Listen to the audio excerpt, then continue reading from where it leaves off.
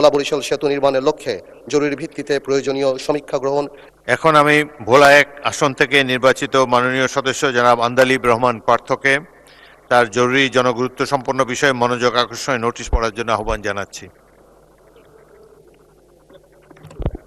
ধন্যবাদ মাননীয় স্পিকার। কার্যপ্রণালী বিধি ৭১ অনুসারে জরুরি গণতন্ত্র বিষয় সম্পর্কে মাননীয় সড়ক পরিবহন ও সেতু মন্ত্রী মনোযোগ আকর্ষণ করছি। মাননীয় স্পিকার, আমার নির্বাচনী এলাকা ভোলা 1, উপজেলা 13টি এবং একটি পৌরসভা নিয়ে গঠিত। ভোলা জেলা সর্বমোট 20 লক্ষাধিক জনসংখ্যার একটি বৃহৎ জনপদ, যা প্রাকৃতিক সম্পদ সমৃদ্ধ হওয়া সত্ত্বেও উন্নত সড়ক যোগাযোগ ব্যবস্থার অভাবে আজও দেশের মূল ভূখণ্ড থেকে কার্যত বিচ্ছিন্ন। বাংলাদেশের একমাত্র জেলা হিসাবে ভোলায় এখনও সরাসরি সড়ক যোগাযোগ ব্যবস্থা গড়ে ওঠেনি। ফলে এই অঞ্চলের জনগণকে বিভাগীয় শহর বরিশাল এবং রাজধানী ঢাকায় যাতায়াতের জন্য সম্পূর্ণভাবে নৌপথের উপর নির্ভর করতে হয়। বছরের দীর্ঘ একটি সময়, বিশেষ করে কালবৈশাখী বর্ষা মৌসুমে অত্যন্ত ঝুঁকিপূর্ণ হয়ে ওঠে এই নৌপথ। এতে করে জরুরি চিকিৎসা সেবা ব্যাহত হয় এবং অনেক ক্ষেত্রে রোগীদের প্রাণহানির মতো ঘটনা ঘটে। অপরদিকে পণ্য পরিবহনে অতিরিক্ত সময় ব্যয় বৃদ্ধির ফলে এই অঞ্চলের কৃষক ও ব্যবসায়ীরা মারাত্মকভাবে ক্ষতিগ্রস্ত হন। ভোলার বিপুল প্রাকৃতিক গ্যাস, কৃষিজ উৎপাদন ও সামুদ্রিক সম্পদ জাতীয় অর্থনীতিতে পূর্ণাঙ্গভাবে কাজে লাগানোর জন্য উন্নত সড়ক যোগাযোগ অত্যন্ত জরুরি। উল্লেখ্য, ভোলা বরিশাল সেতু নির্মিত হলে ভোলা জেলার সাথে সারা দেশেরই সরাসরি সড়ক যোগাযোগ স্থাপিত হবে, যা দক্ষিণাঞ্চলের অর্থনৈতিক কাঠামোয় যুগান্তরী পরিবর্তন সাধন করবে। একই সাথে এটি পায়রা বন্দর ও মোংলা বন্দরের সাথে কার্যকর সংযোগ স্থাপনের মাধ্যমে জাতীয় ও আঞ্চলিক বাণিজ্য সম্প্রসারণে গুরুত্বপূর্ণ ভূমিকা রাখবে। এছাড়া প্রাকৃতিক দুর্যোগপ্রবণ এই অঞ্চলে দ্রুত উদ্ধার ও ত্রাণ কার্যক্রম পরিচালনা, স্বাস্থ্যসেবা সম্প্রসারণ এবং পর্যটন শিল্পের বিকাশেও এই সেতু অপরিহার্য ভূমিকা পালন করবে। এমত অবস্থায় ভোলা বরিশাল সেতু নির্মাণের লক্ষ্যে জরুরি ভিত্তিতে প্রয়োজনীয় সমীক্ষা গ্রহণ এবং দ্রুত বাস্তবায়ন কার্যক্রম গ্রহণের কোনো বিকল্প নেই। বিষয়টি অত্যন্ত জরুরি ও জনগুরুত্বপূর্ণ। অতএব মাননীয় স্পিকার, আমি আপনার মাধ্যমে সংশ্লিষ্ট মাননীয় মন্ত্রীর দৃষ্টি আকর্ষণ করছি এবং অগ্রাধিকার ভিত্তিতে প্রয়োজনীয় কার্যকর ব্যবস্থার জোর গ্রহণ দাবি জানাচ্ছি।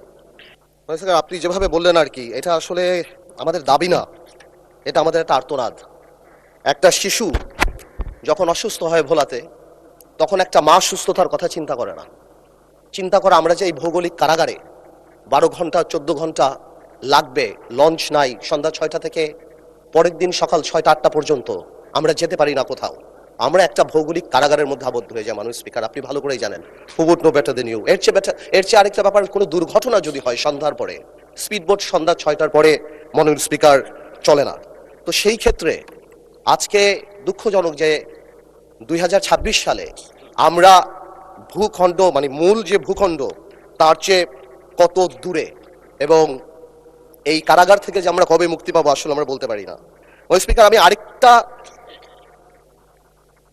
আরেকটা আলোকে আমি এই কথাটা বলতে চাই। স্পিকার, আমাদের সংবিধান, আমাদের মৌলিক অধিকার এবং সাংবিধানিক দায়বদ্ধতার প্রশ্নটা একটু তুলতে চাই। আমাদের আর্টিকেল 32 জীবন ও ব্যক্তি স্বাধীনতার কথা বলে, কাউকে বঞ্চিত করা যাবে না। ফ্রি মুভমেন্টের কথা বলে আর্টিকেল 36। ওই দিন আমাদের সম্মানিত আইনমন্ত্রী সাহেব একটা কথা বলেছিলেন, স্ট্যাচুটরি ইন্টারপ্রিটেশনের কথা, লিটারাল রুলের কথা। আপনি স্ট্যাচুটরি ইন্টারপ্রিটেশনের লিটারাল রুল দেন, কন্টেক্সচুয়াল অ্যাপ্রোচ যান, পারপোসিভ অ্যাপ্রোচ যান, ডাইনামিক অ্যাপ্রোচ যান, টেলজিক্যাল অ্যাপ্রোচ যান, লিভিং ইনস্ট্রুমেন্ট লিভিং অ্যাপ্রোচ যান, যেখানেই যান এই 32 সুস্বাস্থ্য, এই 32 চিকিৎসার নিরাপত্তার কথা বলে। ফ্রি মুভমেন্ট মানে এই না যে আমি এখান থেকে এখানে গেলাম। ফ্রি মুভমেন্ট সারা বাংলাদেশ, তার স্থল হোক দ্বীপ হোক, আমি যেখানে যেতে চাই আমি সেখানে যেতে পারবো। কিন্তু আজকে আমরা কেমন জানি একটা অস্থায়ী অবহেলার মধ্যে পড়ে গিয়েছি মাননীয় স্পিকার। তাই বলবো, শুধুমাত্র ইকোনমিক ফিজিবিলিটির দিকে তাকানোর না, আমার সাংবিধানিক যে অধিকার, এবং এটা সুপ্রিম কোর্টের অনেক রুলিং আছে, এবং আপনি যেখানেই যান, আপনি যদি ব্রড ইন্টারপ্রিটেশনে দেখেন, আমি বাংলাদেশের যে কোনো জায়গায় যেতে চাই কোনো বাধা ছাড়া।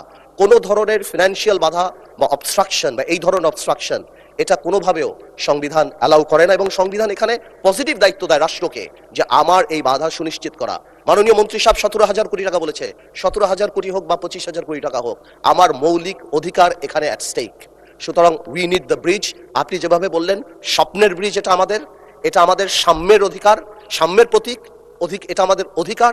এবং আমি সম্মানের সাথে মাননীয় মন্ত্রী সাহেবকে জিজ্ঞেস করব, কবে নাগাদ এই ব্রিজ আরম্ভ হতে পারে এবং কত দিন লাগতে পারে। এবং আমি আরেকটু বলতে যাচ্ছি যে আমি মাননীয় প্রধানমন্ত্রীকে ধন্যবাদ জানাই যে হ্যাঁ বরিশালে উনি এই আশ্বাস আমাদেরকে দিয়েছেন। আমি আরেকটু ধন্যবাদ জানাতে চাই বিকজ একটা মেডিকেল কলেজও আনঅফিসিয়ালি আমি কথা হয়েছিল আমাদের মাননীয় স্বাস্থ্যমন্ত্রী সাহেবের সাথেও আমি দেখতে পেলাম মেডিকেল কলেজ অনুমোদন হয়েছে।